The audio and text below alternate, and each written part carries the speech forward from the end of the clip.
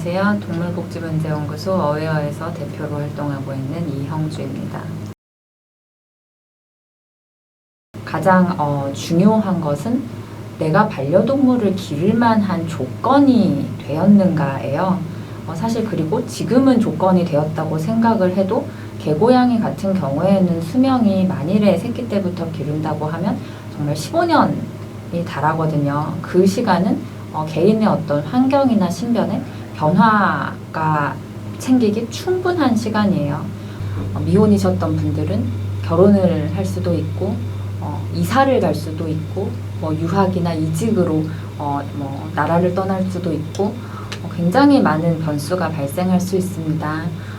임신을 하기 전에 동물을 길렀다가 아이가 생기면서 동물을 포기하게 되는 경우도 굉장히 많고요.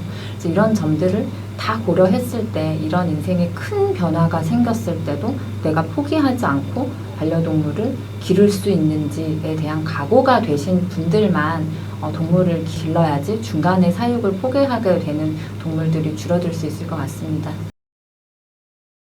어린 자녀와 함께 사시는 부모님들 중에는 아이들이 좋아하니까 한번 길러볼까? 우리 아이들의 정서에 좋으니까 이런 생각으로 큰 고민 없이 반려동물을 기르시는 경우가 있어요. 근데 사실 아이들이 특히 어린 아이들일수록 동물에게 보이는 그런 어떤 관심도는 금방 사그라들거든요. 결국에는 동물을 키우는 거는 성인들의 책임이에요.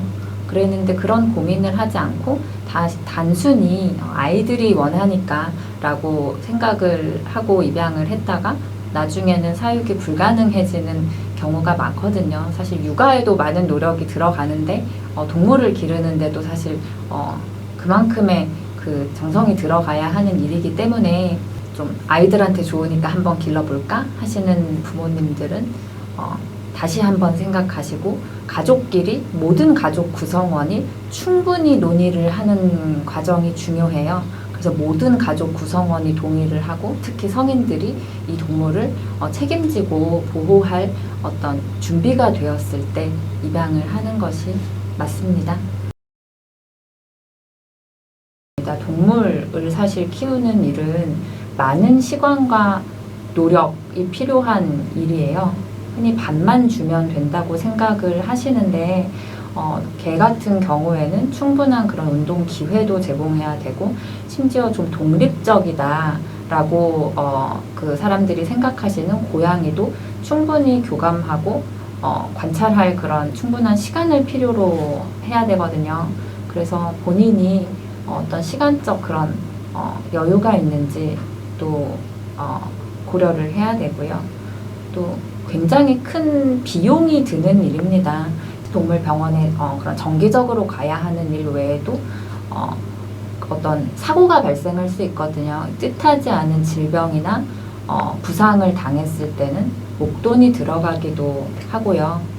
또 본인이 집을 좀 비우거나 가령 여행이나 출장을 가는 경우가 생겼을 때는 그런 돌보는 시설을 이용하는데도 사실 만만치 않은 비용이 들어가요. 그래서 경제적으로 객관적으로 판단했을 때 내가 이런 경제적 부담을 질 수 있는 그런 상황인지 또 충분히 고려를 해야 합니다. 지금 반려동물 가구 천만시대 이렇게 얘기를 하는데 사실 유기동물이 해마다 늘어나고 있거든요.